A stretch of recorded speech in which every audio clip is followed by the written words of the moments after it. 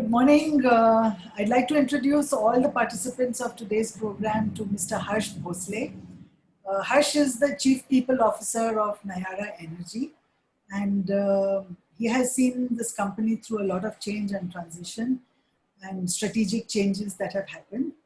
And Harsh is going to talk today to you about some of the ways in which HRD had to link its strategy to the business strategy because the strategic changes were very significant. And what were some of the things that they did in order to make this transitions and these strategic changes a success. So Harsh, Hi, Anita. Good morning, everybody. how are you? We are going to beam this right to the participants of the ISTD program on HR business and strategy. So tell me, Harsh, what are some of the business strategy scenarios faced by your organizations? And in your role as Chief People Officer, what were the adjustments that you made to align your learning and development plans to fit into the strategic direction set at the top? So I'd love to share. Obviously, I always consider that HR is not neither only a staff function, neither it is a support function. It's a strategic function. And if you have that belief in you, then you always think strategic and contribute to the company strategy. So that actually all HR professionals should first think that they're contributor to this strategy and executing this strategy and not a support function or a staff function. So having said that, the most important aspect of HR strategy is to ensure that the culture of the organization is in right place, because once the culture behaviors follow, and then that's how the results come in when the entire organization is aligned and behave in such in a defined manner. So build that alignment, because the rest of the things are mechanics, whether you hire good people, whether you retain good people, whether you train good people, or you get rid of bad people. These are all mechanics so long as your culture is in place. And that is the most important part that the HR head plays in the company. So what is the business strategy scenario where you felt you had to align and change and adapt the HR strategy to adjust to the new scenario? As participants must be knowing that we had a big transition from SR Oil. We were part of SR Group to become a multinational and associating with the companies which have no presence in India. Right now, we are part of we are owned by a consortium, Rosneft, Trafigura, and UCP. They have very limited exposure to India and especially to the manufacturing processes in India. So the culture and everything is totally different. So how do you then ensure when the culture is important? And as you must have seen in various mergers and acquisition scenarios, everything works financially, product-wise, everything is in place, manufacturing strategy is in place, and companies can easily align, and you can make 2 plus 2 equal to 4. But when it comes to culture, 2 plus 2 may be minus 1 or minus 2. So that is where most of the organizations of the merged entities suffer when there is a problem of culture alignment. So here we had to, as an HR, we had to play an important role, not at the time once the company was acquired, but much before company was acquired. So almost one and a half years ago, we started working on people, that how the new company is going to be, what is in it for them, how they should align with the new management. I used to say that imagine that if you don't think that the new management is going to align with us, it is us that we need to align, because it's like if tomorrow I decide to join any of the companies, say for example, I go back to Saint-Gobain, or if I go back to RPG, I will have to align with RPG and Saint-Gobain, and I will not expect that they will align the entire organization culture to suit me. So here we should consider that we are joining them, so we have to be sensitive that it is our new jobs. So we must understand the nuances, what is expected of me, and what is so that's where first alignment. We also work with the new acquiring companies or the shareholders, and impressed upon them how our culture is good, how our people are good, how SR Oil was a jewel in the crown in SR Group. We were the performing company, so people are, and this performance has not happened um, unless people have performed. So we exposed the new shareholders and their due diligence guys to various HR processes, the systems, the you know some of the best processes like hey compliance or engagement surveys and a whole sort of thing. So they understood the importance of the people factor, and they understood the capability of the people, and the taste of the pudding is in eating. None of the people were sacked after the acquisition happened. People moved on their own, but there was no purge. There was nothing like that we have to cut 10% or 20% of the population. In fact, the transition happened at the employees level so smoothly that people then started looking forward to the new new uh, company, because they saw that what SR Group could offer, there is something more. It's a plus plus rather than minus minus. So so that is how we dealt with the people inside the organization and also the new shareholders. So on both the grounds, that is pre.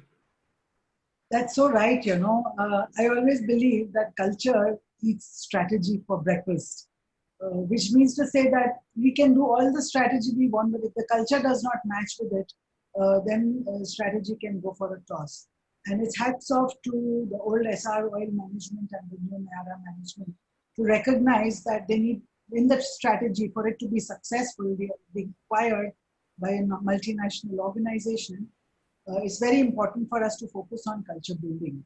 And within that domain, there were employee engagement surveys and a lot of other efforts and initiatives that you had. I want you to look at just the training piece, the training and development piece, and share with us if there was any one best practice, any particular program you designed, any particular intervention that you designed and executed that helped you get to the success that you did. See, the most important, as I told you, was one thing which I also forgot to mention, that when we worked on the new shareholders, they also told us that please send a positive message inside the organization that the people should not worry about. So, so that has also helped. So either side, there was a positivity which went in. Now, when it comes to building skills, obviously people, I am not talking about the functional skills, but it was primarily with respect to the new, when it comes to new organization, we need to align with the new way of working. So the first and foremost thing that we decided was when the new company acquired, or the new shareholders came in, that how do we want to run this company? So what should be our name? So everything was bottom up. All the employees were involved. Nayara name has not come from anybody else. We gave Nayara the name. We gave our color codes. We created brand name, and we created our values. Our values, which the acronym is Excel, is decided by the employees and not the new employees. The existing employees decided that we will have these values. And then once we decided these values, it was through small group, it was through one-on-ones, focus group discussions, and talking to various stakeholders, including employees. Once this was done, then cascading this culture, educating them that how these values will be translated into behaviors. And then we had a second intervention when we identified which are the behaviors that we would like to have in this company, continue to have, and which new behaviors that we need to have. And we conducted that survey, and very pleasantly we came huge alignment, whether it is new, old employees, elder employees, young employees, employees in manufacturing units, employees in retail, employees in head office, age difference everywhere. So you take any cut, we came across two top styles. And as HR guys, we all know that the best manager is someone who is task oriented and also people oriented. Okay. And so when it came to what was our previous style, it was result oriented and caring. This was the top two. And what was the preferred style? Result orientation and caring. So these two styles came as acceptable styles, even to you take any sections. Only even if you take only the new managers who were hired, they said the same thing. You take only traditional legacy managers, even they said the same thing. So there was a huge alignment. So we worked on this. We were prepared our competency. Do you need to train for these two competencies? We have to come out with the our competency behaviors. So then we conducted online programs.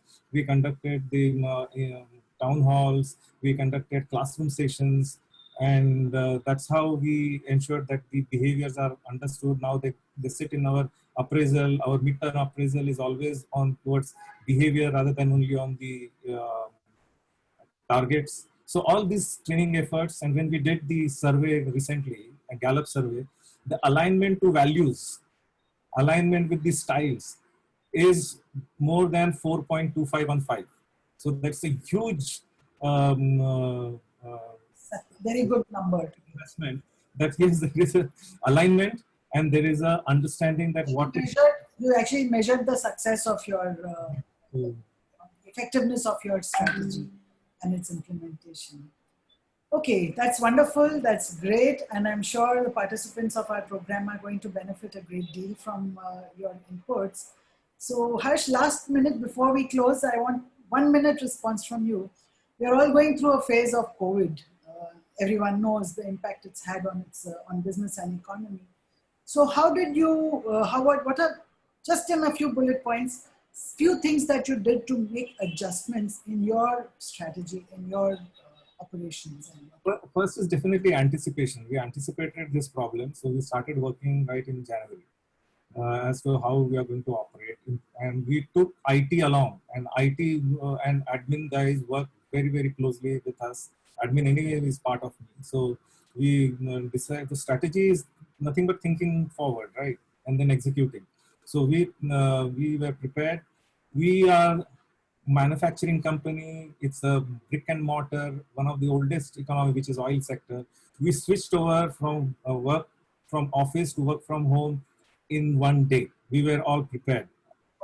Everybody got their own machines at home. New joiners got machines wherever they are, and we onboarded them whenever they are. So life is as good as it was in the pre-COVID. Only the emotional part, when there was a lot of restrictions, there were a lot of problems with respect to, in how to manage work and life at home when the home becomes office and then there is no home left. So how to manage this, then we emotionally connecting with people, having conversation with them. We connected with all 2,800 employees. I connected almost 1,200 employees with like sessions like these. We connected with some of the family members. We started celebrating success with the family members. So if there is a sales award or any other award is given, we collect the people and their families. So the kids, the mother, the wives, the husbands, they also join that WebEx. And we celebrate their success. So we took care of obviously the medical part. We created the SOPs. We ensured that there is a one point of contact, one person responsible for go-to person. So everything was in place. Protocols were developed. So I think many companies must have done this, but we take pride because we were the classical brick and mortar, but we converted into swiftly into an ITS kind of a company. Lovely. I love the way you talked about involving persons working from home, so his family is involved, and let's bring them all on the chats and celebrate with them. I love that piece so much. So thank you so much, Harsh, on behalf of ISTD and for sharing this best practice on how HR aligns with business and where does training and development and organization development fit with this. Thank you so much. I'm sure, Anita, this will be used only for academic purpose because these are my own personal thoughts, and it's not. I'm not speaking from the official capacity only, but these are my personal insights. So I'm sure this will be with me.